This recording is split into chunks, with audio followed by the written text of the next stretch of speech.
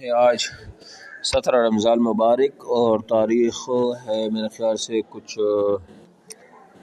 7 تاریخ ہوگی، 7-8 تاریخ ہے 2026۔ علوم القرآن کے حوالے سے اس سے پہلے ہم نے پڑھا تھا وہ تفصیل کے ساتھ۔ السلام علیکم۔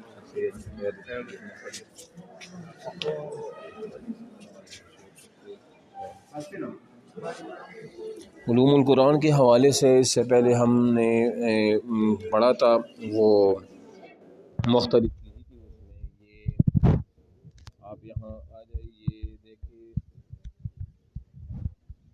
ہاں جی، یہ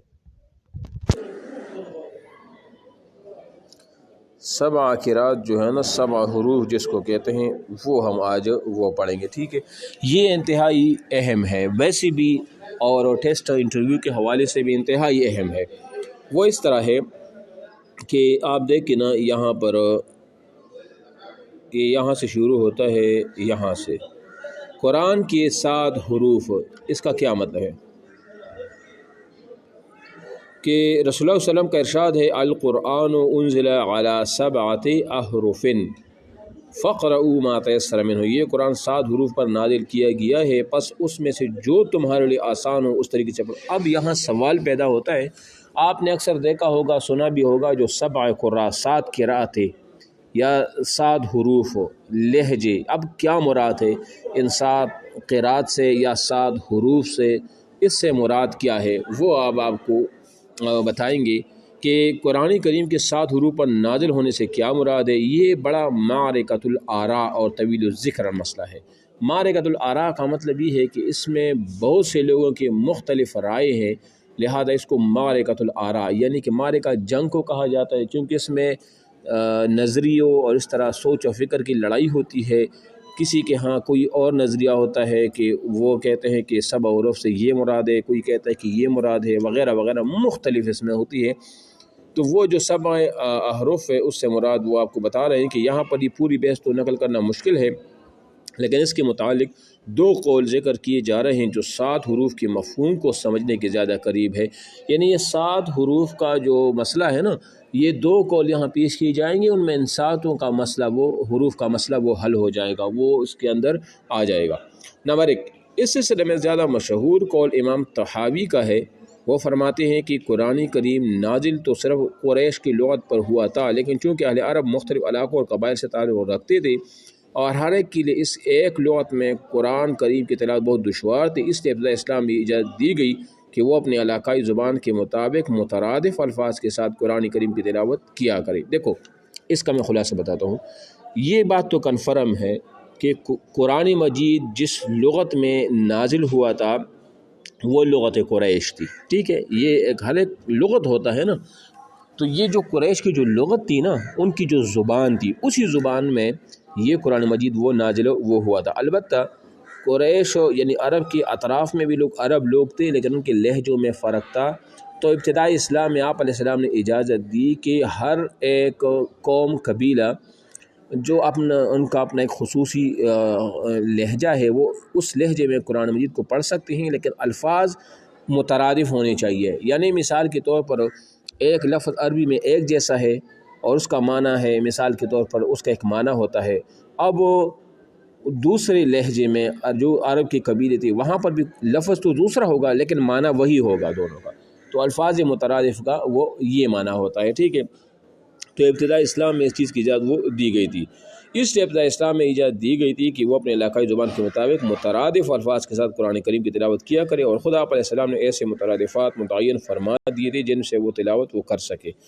یہ مترادفات قریش اور غیر قریش دونوں کی لغات سے منتخب کی گئی تھی، اور یہ بالکل ایسے جیسے اب آپ دیکھیں یہاں پر وہ الفاظ میں آپ کو بتاتا ہوں، جیسے تعال کی جگہ حلما، تعال کا معنی ہے یہاں آؤ، حلما کا معنی بھی یہی ہے، یا مثال اقبل یا پڑھا دیا جائے، معنی سب کے ایک ہی رہتے ہیں۔ نیز یہ اجازت صرف اسلام کے ابتدائی دور میں تھی جبکہ تمام اہل عرب قرآنی زبان کی پوری طرح عادی نہیں ہوئے تھے۔ یعنی ابتدائی اسلام میں چونکہ یہ ایک نیا مسئلہ تھا، ساروں کو لغت قریش پر اتنا وہ نہیں تھا، مانوس نہیں تھی، لیکن جب بعد میں اس لغت سے مانوس ہو گئی تو اب ہم بھی پاکستان میں، ہندوستان میں، کسی بھی ملک کے اندر آپ دیکھیں ایک ہی لغت قریش میں بھی قرآن مجید کو وہ پڑھا وہ جا رہا ہے۔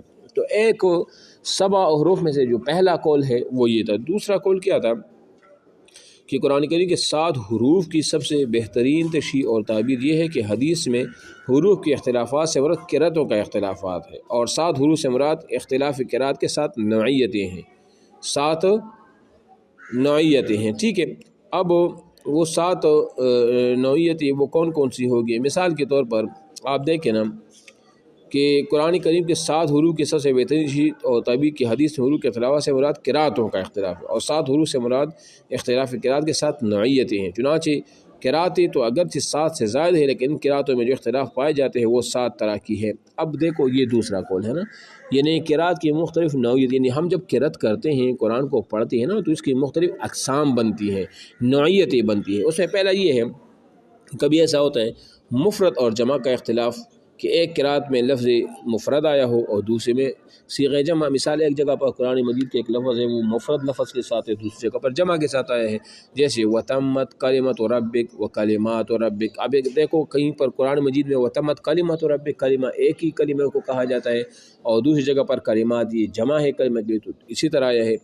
دوسری جگہ یہ ہے کہ کبھی کبھی یہ جو اختلاف ہوتا ہے نا، یہ تذکیر و تانیث کے اختلاف، کہ ایک جگہ پر ایک لفظ کو مذکر استعمال کیا گیا ہو، دوسری جگہ پر اس کو مؤنث استعمال کیا گیا ہو، جیسے مثال کہا جاتا ہے کہ لا يقبل اور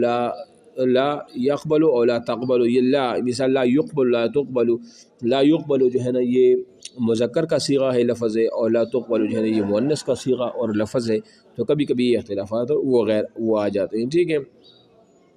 اور کبھی اعراب کی وجہ سے بھی اختلافات آ جاتے ہیں کہ ایک جگہ پر ایک جگہ زبر زیر ہوتا ہے، دوسری جگہ پر دوسری قسم کا زبر زیر ہوتا ہے۔ مثال کے طور پر ایک جگہ پر آیا ہے مثلا حل من خالق غیر اللہ او غیر اللہ، تو کہیں پر غیر اللہ اور کہیں پر غیر اللہ، تو دونوں طرح یہ ہے، ٹھیک ہے۔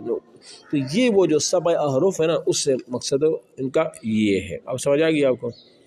بس بہرحال یہ تو آپ کو سمجھ آ چکا ہوگا کہ اس کا معنی وہ یہی ہے۔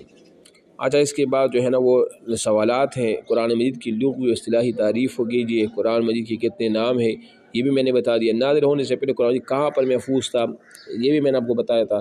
قرآن مجید کا نزول کتنی مرتبہ ہوا یہ بھی بتایا تھا کہ 2 دفعہ ہوا تھا۔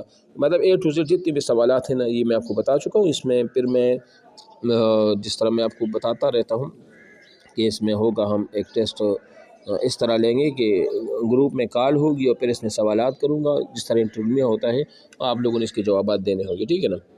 اچھا جی، اب اس کے بعد ہے 53 پر ہے ناسخ منسوخ، ناسخ اور منسوخ۔ ناسخ منسوخ کے کیا ہوتا ہے؟ دیکھو یہاں میں آپ کو یہ چونکہ بحث تھوڑا سا لمبا ہے تو انشاءاللہ اس ناسخ اور منسوخ کو کل میں ڈسکس کر لوں گا، ایسا نہ ہو پھر آپ لوگوں کو سمجھ نہ آ جائے کہ نسخ کی لغوی معنی کیا ہوتا ہے اور اصطلاحی معنی۔ اور یہ میں شاید پہلے بھی بتا چکا تھا کہ نسخہ کا لغوی معنی مٹانا، محو کرنا، ڈیلیٹ کرنا، ختم کرنا، اس کو نسخہ کہا جاتا ہے۔ اور نسخہ کی اصطلاحی تعریف جو ہے وہ ہے رفع حکم شرعی بدلیل شرعی متراخ عنہ، کہ ایک دلیل شرعی کو دوسری دلیل شرعی کے ذریعے ختم کر دینا، اس کو نسخہ وہ کہا جاتا ہے شرعی اعتبار سے۔ لیکن کل انشاءاللہ اس میں بے تفصیلی گفتگو وہ کروں گا۔